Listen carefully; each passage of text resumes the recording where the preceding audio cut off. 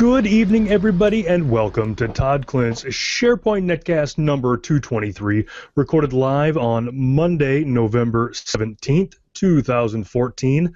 I am your host, and back at our regularly scheduled time, Todd Klindt. I'm also selling some gently used Tech Ed branded gear. I had hoped this Tech Ed shirt didn't have the year in it. I was hoping to get a lot of good years of use out of it, and then they went and renamed Tech Ed, combined it with everything. It's beside the point, though. But I'm your host, Todd Klindt, Tech Ed memorabilia salesman. I'll be here all night. We'll be swapping stories, swapping Tech Ed goods. It'll be great for everybody, fun for the whole family. Before we get started, though, I would be remiss if I didn't give a shout out to my my homies at Rackspace. I'm a happy racker. That's what we Rackspace employees call ourselves, rackers. Been there for a couple of years now. Been doing fine. They give me flags. They gave me the other flag that I haven't hung up yet. When I was down in Australia, they gave me that flag. They gave me this awesome red cup that I drink out of, and they help with the show. They let me do this show. They let me take valuable time out of my week every week to prepare for this show, and then to edit it and all that kind of stuff. So they're just stand-up people all the way around. And if you want to find out what they're doing, what they can do for you for your SharePoint environments, go to sharepoint.rackspace.com. Has all the crazy stuff about that. And then kind of a new little flavor of cloud that we're offering at Rackspace. You can have hosted Hyper-V, System Center, all that. You can have your cloud workloads running on a Microsoft stack from soup to nuts. And to find out about that, go to www.rackspace.com/Microsoft. And you can find out all there is to know about all that.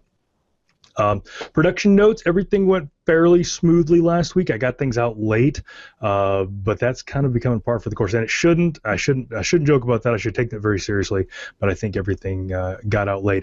Once again, you can, if you follow me on Twitter at Todd Klindt, I will tweet when I publish these things. Also, if you subscribe to my YouTube chat room, or my YouTube channel, that's at youtube.com/ToddKlindt Netcast. If you subscribe to that, you'll get an email every time I upload one of those. So kind of the way this thing works, after this is done, YouTube churns on it up in the cloud tonight, whatever the cloud does, and then I download the video that they recorded, because they're recording it while they're streaming it live. Very considerate of them.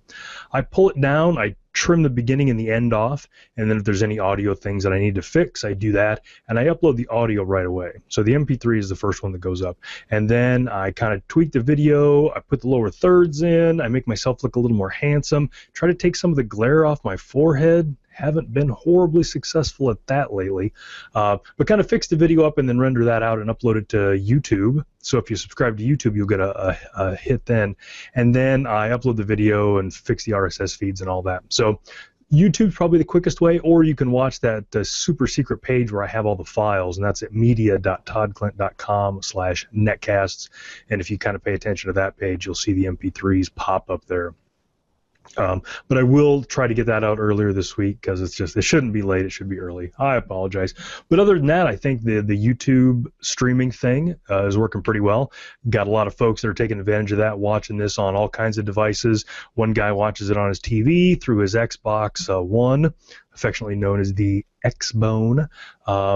Couple of folks are just using it YouTube in the browser. Heard one guy watching it on his toaster that also has YouTube support. Now, I knew toasters had Netflix support. I didn't know about YouTube support, so that was interesting. But anyway, YouTube's pretty ubiquitous, so it's good to have that around. So that's where that's at. So hopefully the production will get out sooner. But if you've got any suggestions on things I can fix or all that kind of stuff, just let me know and I will do it. Well, a question. So Lynn in the chat room's got a good question. She said, if I go to the Hangout on Air, is there a place to chat there? I just looked and didn't see anything. So Lynn, first off, good to see you back, Lynn. Been a while since I've seen you in the chat room.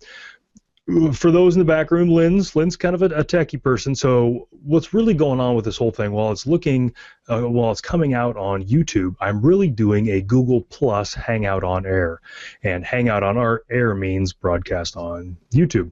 So Lynn is asking if she goes out to the Hangout on Air, is there a discussion thing there? She couldn't find it.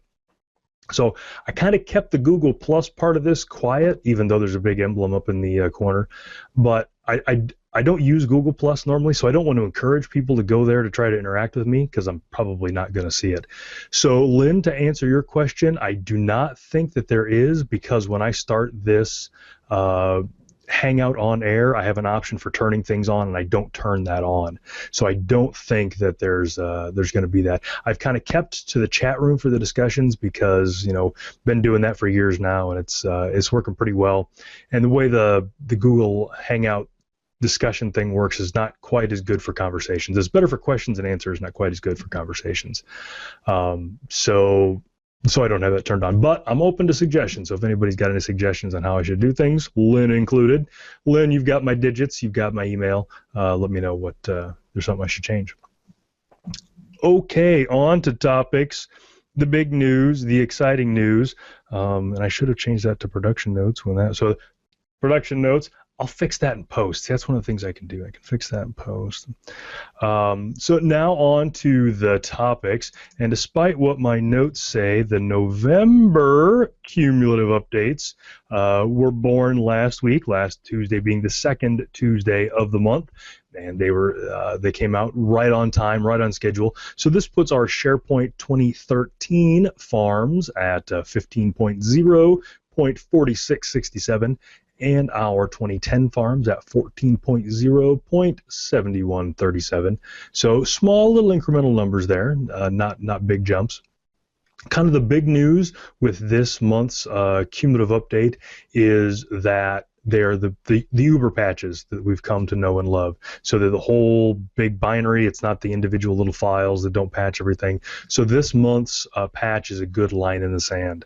This is one of them where you can, put Service Pack 1 on and then put this one on, and you only have to do the two patch releases.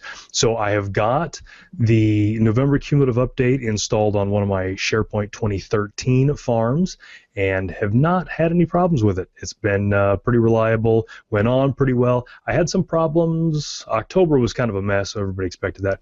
With September's cumulative updates, I had some problems with that one, getting the configuration wizard to run at the end. But have not had any problems with November. Put it on a couple of farms, seems to be working pretty well. Been busy this week, kind of getting caught up from being gone a week ago, and had some busy stuff at work, so I haven't had a chance to really poke around and see what's different, but I will hopefully get some of that information out to you guys and let you know. In the chat room, Jared Shockley and Mark Chrisman are talking about the patches that have been coming out on Windows Update. So yes, for several months now, Microsoft has been eking out little public updates to SharePoint in Windows Update. In September when they did it, it caused a lot of problems because it was a patch that required the configuration wizard to run, and so a bunch of stuff got stuck in an upgrading position because SharePoint administrators didn't know they needed to run the configuration wizard, and so they didn't, because that's just not something you do every day. And so I got bit by that one myself. I had one server in a 7-server farm that didn't have Windows updates disabled. We'll talk about that in a minute. So one server got that patch, and then everything was in upgrade. It was kind of a mess.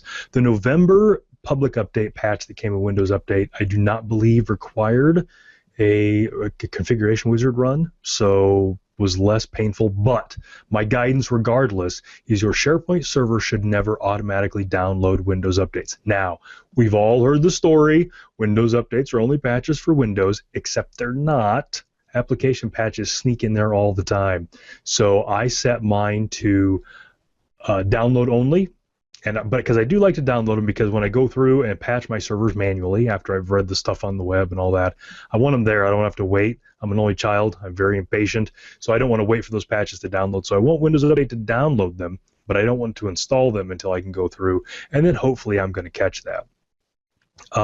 So there, another thing is, if you're not already using WSUS, the Windows Update service, the internal thing that Microsoft has, that is a great utility for this. So you could set up a WSUS instance only for your SharePoint servers, and then they always go to that for their Windows updates, and then you can go through that and approve or disapprove of any patches you want, but then it hits them all in one fell swoop. So then you can set your SharePoint servers to always install, but then you're approving it in one place on your WSUS server. So that's free. takes a little getting used to. It's a little clumsy when you use it, but it's a good time, a good way to handle all that kind of stuff. So that's probably what I recommend if you've got a SharePoint farm. Have a WSUS instance for your servers, or download only. Not to be left out, the server OS, you know, the SharePoint server and all that kind of stuff got patches this month, but our friend OneDrive for Business also got an update. Now, you know, the Office clients get updated all the time. It's Patch Tuesday kind of stuff and all that, and I don't normally talk about that because it's not normally a big deal.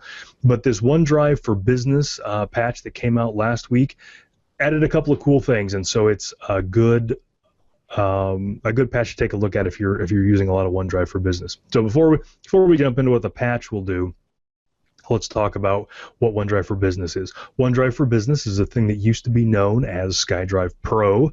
The idea is that it's a place like OneDrive to put business stuff. And I talked about that a lot last week, the whole OneDrive for Business, OneDrive for Pleasure, all that kind of thing. But one of the things that OneDrive for Business does is it syncs documents from a SharePoint instance down to your local machine. And that sync client, there's some room for improvement in that sync client, and this patch this month addresses some of those syncing issues. So that's one of the things that it does, is it addresses syncing issues.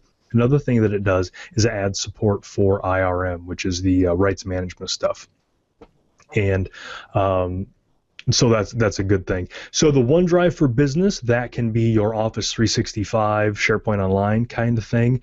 OneDrive for Business can also be your internal on-prem SharePoint 2013 service. So if you're using either of those and you're syncing documents to your local workstation from SharePoint 2013, this OneDrive for Business November update will probably be something you'll want to take a look at, because we definitely want some improvements in that syncing. That's one of the things, and I'm sure the team knows about this, the OneDrive team. They've been pretty cool about, you know, talking about that kind of stuff. I've got faith that product's going to come around.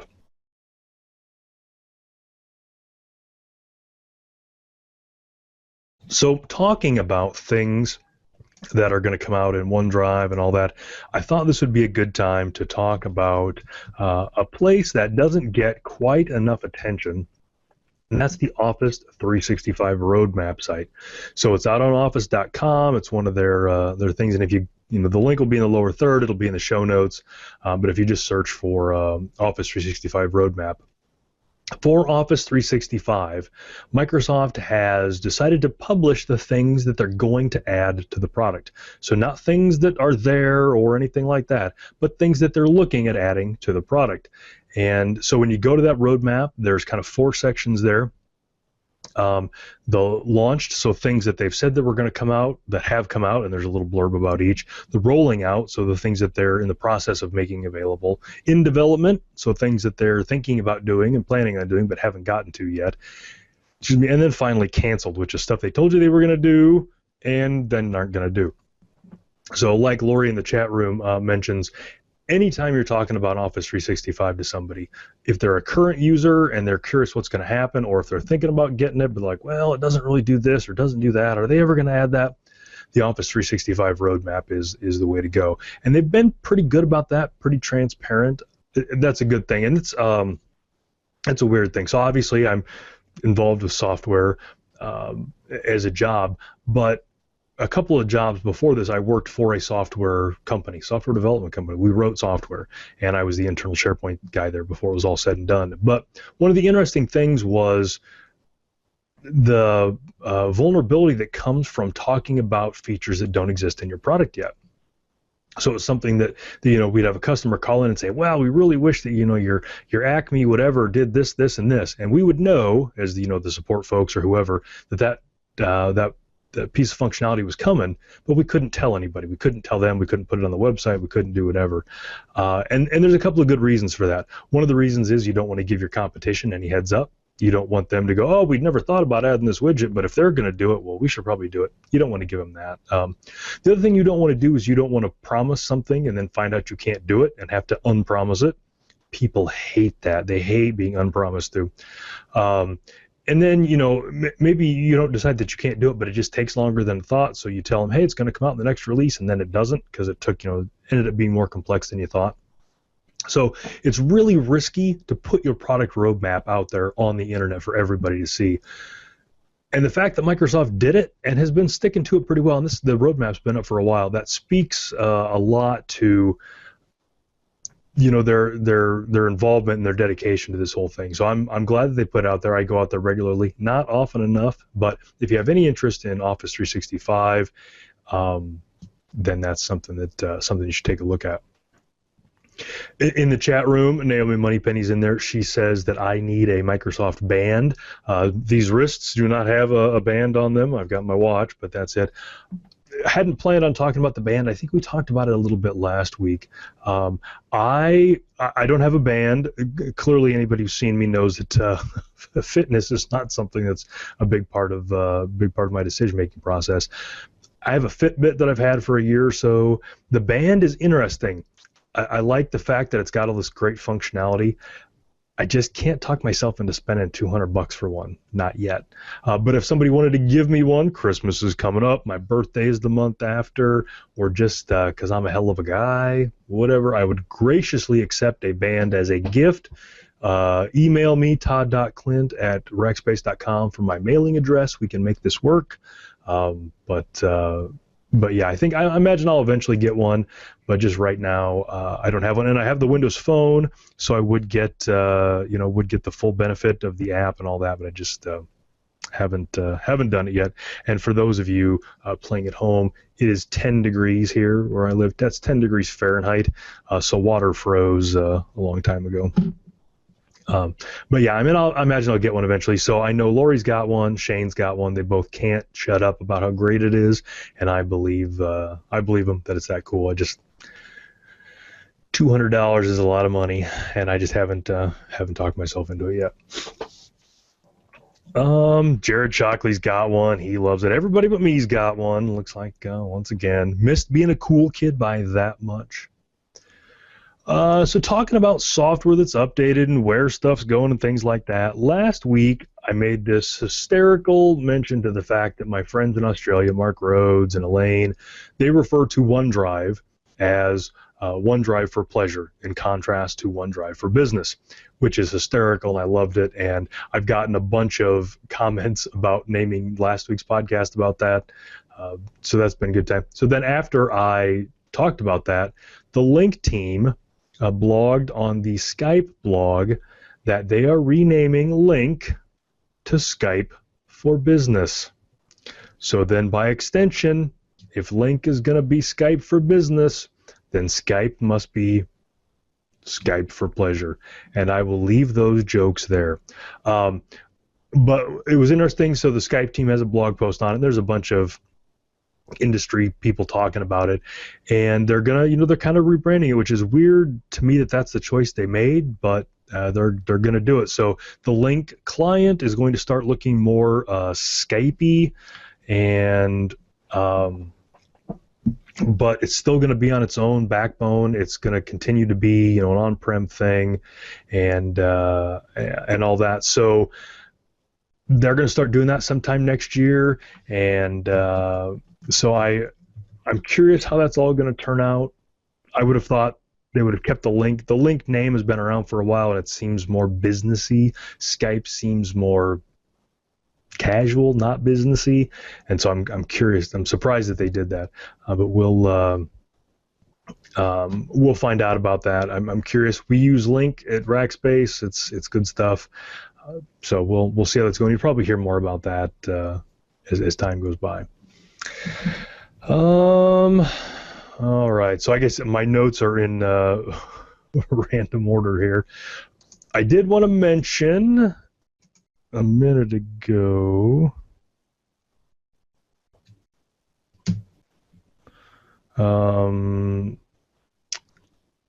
So Lori Gowan has been talking about doing a big charity drive again for me for my birthday. So this is something we've done for like the last 5 years, and So she's got some big plans about raising some big money this year. She's got a website out. If you go to pointgowan.com/TK charity, it will take you there, and you can find out about how to get a hold of her and do that. So this is something that we've done. Well, not we. I've not had any part of it, honestly, but something that Dan Usher and Lori started several years ago. That around my birthday time, they kind of get a bunch of money together, get folks to donate some money, and they donate it to charity. So it's not always a charity that I am associated with. Sometimes it is, sometimes it isn't. But the idea is not to get money for the charities and the things that I care about, but just to make people aware of charitable giving. This year, with all the ALS stuff, that hasn't been a huge problem, but just something that I wanted to get out there. So they're doing that. They're kind of trying to get a little early start on it because my birthday's in January and everybody's gone, over the holidays. But if you would like to be a part of that, and I would thank you for that. Though again, none of the money goes to me, nor do I really. This is a community thing. This is not me. But again, go to www.pointgowan.com/TK charity. Sign up there. Lori will get in touch with you and let you know what it is that you can do to be a part of that. So I appreciate that. Again, it's very cool. Again, it's something that I've not, I haven't done it. It was all Dan and Lori's idea because they know that just personally I give a lot of stuff to charity, but it's something that literally brings tears to my eyes every year when I see, they always send me a birthday card and everybody that was involved signs their name and all that kind of stuff. And it's just super cool that you guys do that. So I appreciate that. So I wanted to give a shout out to that. Another shout out that I wanted to give is Jonathan Mast, who's in the chat room, is going to be starting a podcast this week. And I kind of wanted to give him a shout out so that he could get that started and have a decent sized audience when he starts out. So his blog is jonathanpmast.com, and he's got a blog post at blog.jonathanpmast.com/I'm starting a podcast. That'll be in the show notes. Don't try to get that from me. But it's going to be technology based. He's a developer, so there's going to be some developer topics and just basic technology stuff. Like me, Jonathan's kind of a nerd. We like all these shiny whiz-bang things with on-off switches. So it should be interesting to see what he's got going on.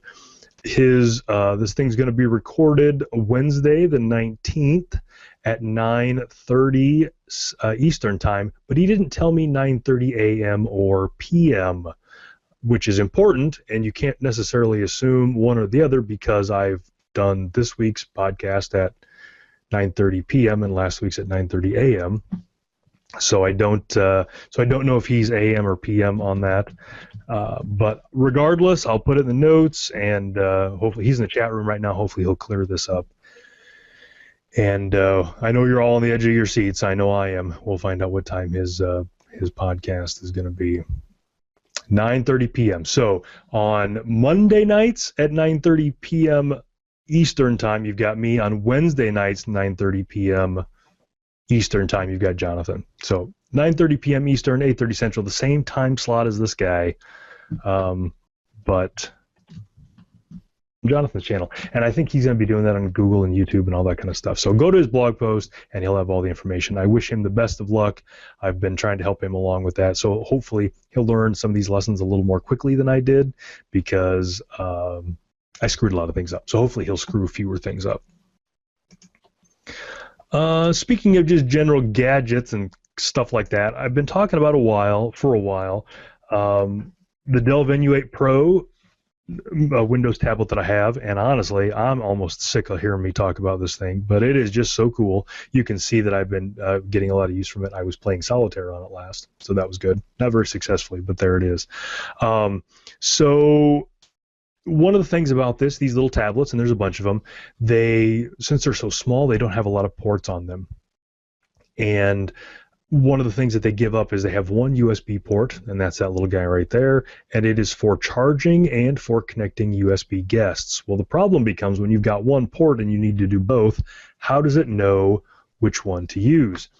And so different devices handle it differently, but with that Dell Venue 8 Pro, I had this big cacophony of cables that I had to use, and this one went into a light socket, and this one went into my elbow, and all of that was so that I could charge it and then use this SharePoint 2007 USB stick at the same time. It was a lot of work, and there were switches to flip. I got a switch right here and all that. So shortly after this thing came out and everybody loved it, the company Plugable, and Plugable makes a bunch of docks. I'm actually using a Plugable dock on my Surface Pro 2 right now. It's got ports and all that kind of stuff. Plugable, the company, started a Kickstarter routine or campaign for a dock for the Dell Venue 8 Pro. So you could plug one thing in and attach, it's got like monitor outs, and it's got USB, and it's got power and all that kind of stuff. And it does it all at once, and it's for this thing. So that thing, the Kickstarter thing, is shipped. I should have mine here in a day or two, but they've also got it now on Amazon. So those of you who did not fund the Kickstarter campaign can do that. So I'm very excited about that. So I can take all these cables and just throw them out the window. They're done. But one of the things that that I discovered, I also have one of these Toshiba Encore Minis. You can see the. If I aim this just right, you can see the chat room, and there they are. Wave chat room. You're on TV. Okay. So I've got this Encore Mini, same kind of thing. This is a 7-inch device as opposed to the Venue 8 Pro, which is an 8-inch device. But same kind of deal. It's got a single USB on-the-go port right there that is power and data at the same time. So the first question I had then was, how do I charge it and hook up, my various USB devices to it? So I tried the USB cables that I use with my Dell, and they work. They work great. Even actually work better than my Dell, because one of the cables on my Dell is a thing that I have to switch back and forth between power and data. And on the Encore Mini, I don't have to make that switch. I just plug everything in and it just works. So that's pretty exciting. I've used that on the Encore Mini. But what I'm wondering is when my Plugable dock comes in, whether this thing will work with it. Because that's one of the things I want to do. That dock does do kind of some crazy things, so they're very specific about which tablets it works with. Like it works with the Mix 2, and it works with the Dell Venue 8 Pro, but it's not necessarily going to work with everything. So I want to be the guy that proves that it works with the Encore Mini, because this is a fun little device. And for those of you that have missed it, I've got a couple of videos out on YouTube, but this is a 7-inch device. It's running Windows 8.1, full Windows, not RT, and it's $99. So you can play with this, and it does Windowsy stuff for $99. Pretty cool little guy. I use it all the time too. So if you didn't get one of those docks on Kickstarter, you can head out to Amazon and grab one there. All right, for a couple minutes, and this honestly should have been the first thing that I talked about, because it's going to be kind of some technical stuff. I've been doing some work building some SharePoint 2013 farms, and kind of they're not huge, but they're big, they're respectable. I wouldn't be afraid to take them home to meet my parents. But one of the things I've been doing on these new farms is I've been rebuilding them and kind of re-architecting things, moving them from platform to platform, is paying some attention to search. And I wanted to bring out wanted to point you guys out to this Search Best Practices white paper that Microsoft has published for SharePoint 2013. And it's got some good advice in it, and I think I've linked it before, honestly, in previous netcasts, but it's just got a bunch of things that you should do, and they're all really good things. And even if you've got everything set up in Search and you've got to head your farm up forever, read through it again. You're going to pick out a couple of good things in here. One of the things that I like is they talk about how you should crawl your people separately and crawl them first.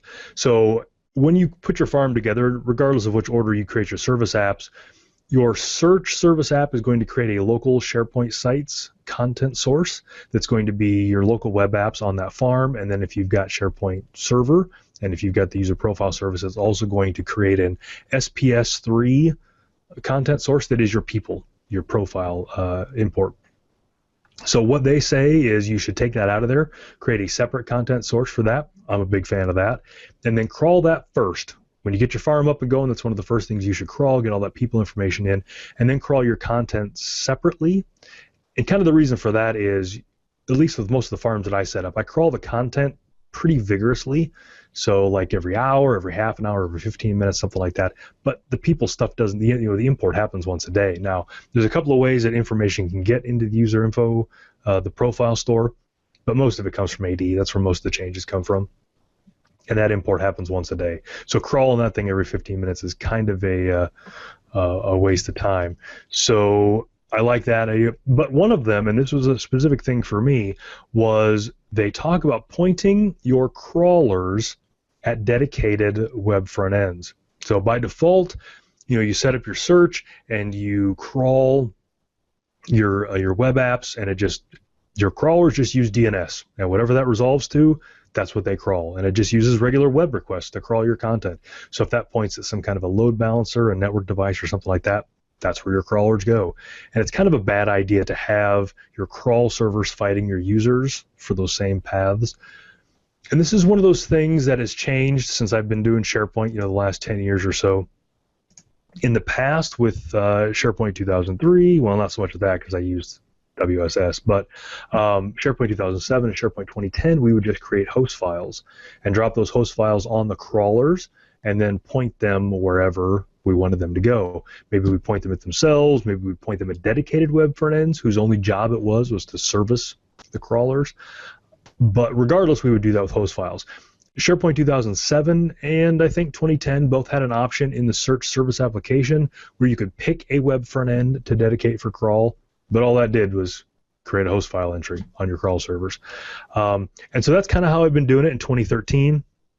But I missed another way to do it. There is now a setting that you can put in a web app that dedicates a web front end for crawling, and it's a property of the web app. And I hadn't really paid a lot of attention to that because host files just work great.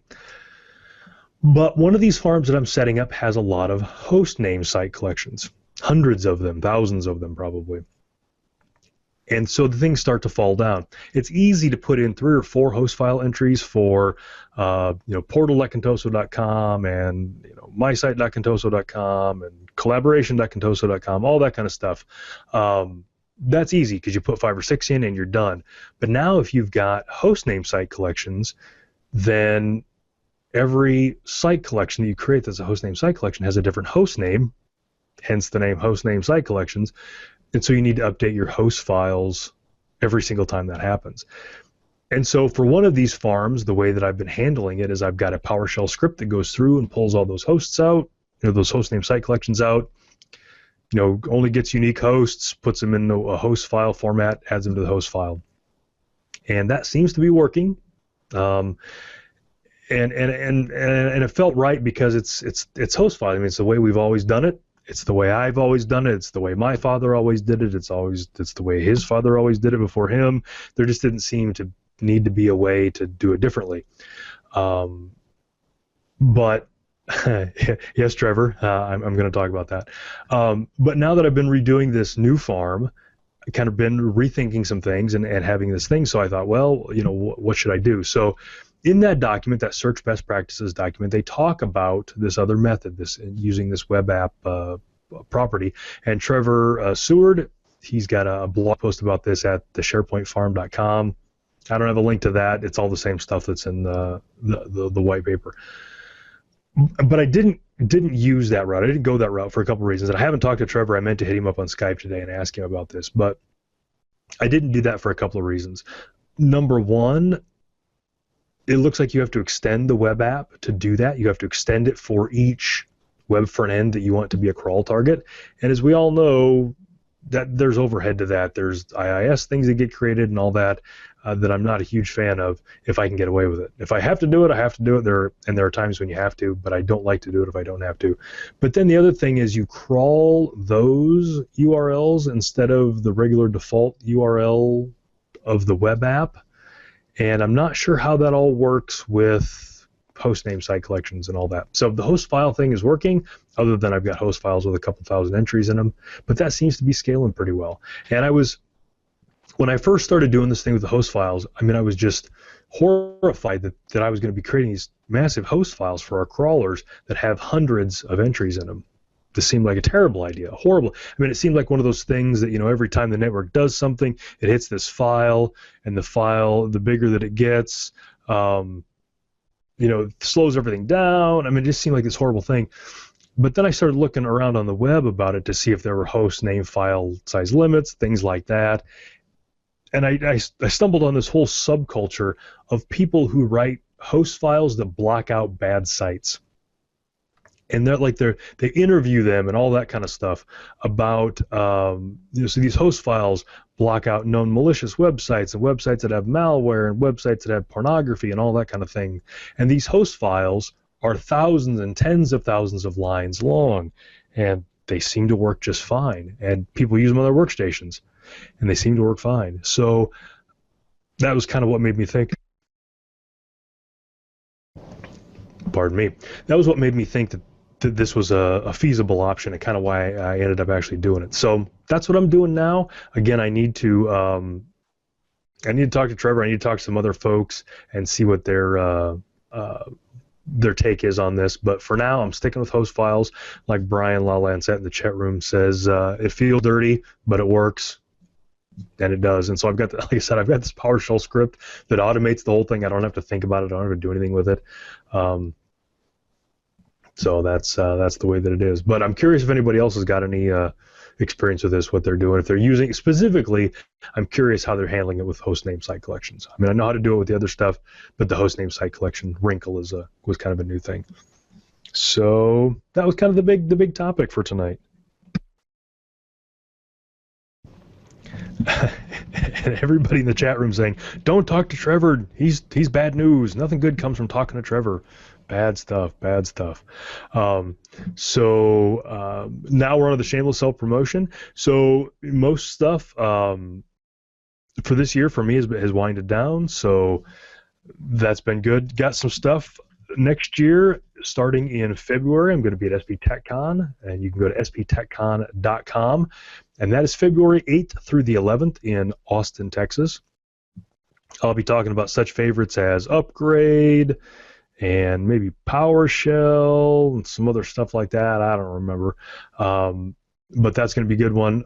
New venue, first time in Austin, so I can't wait to see how this turns out. Those guys always put on a great event, and I'm sure this will be no different. And it's right up the street from San Antonio, where the head office is. So I'll probably swing down there and see what's going on. So if you haven't already signed up for sptechcon.com, go ahead and do that, and I'll see you there. And then in April, I will be at the SharePoint Evolutions Conference in jolly old England. That's in London on April 20th through the 22nd. And I haven't talked to Steve Smith about that yet. He's the guy that runs it. And so I'm not sure what I'm talking about yet. I sent him a whole bunch of things, as I always do. I always send like 8 or 10 different abstracts for sessions. So we'll see what he has to say about that. But I will be over there then. And, of course, other things are showing up. Hopefully I'll be there at Ignite in May, and some other stuff. So thanks to everybody. It was a little late getting started tonight. I apologize for that. I'll be in the chat room for a while. Chat room, don't go away. I've got a great link to share with you guys, so stick around for that. As always, I'm open to suggestions, positive and negative, and gifts of a Microsoft band. I will take one of those as well. You can get a hold of me at Todd Klindt on Twitter, or todd.klindt@rackspace.com. I would love to hear your your criticisms, your comments, accolades, what you love about it, any of that kind of stuff. Hit me up. I would love to hear about it. So thanks, everybody. Thanks for the chat room. Again, I'll stick around for a while there. But thanks, everybody. Have a good night.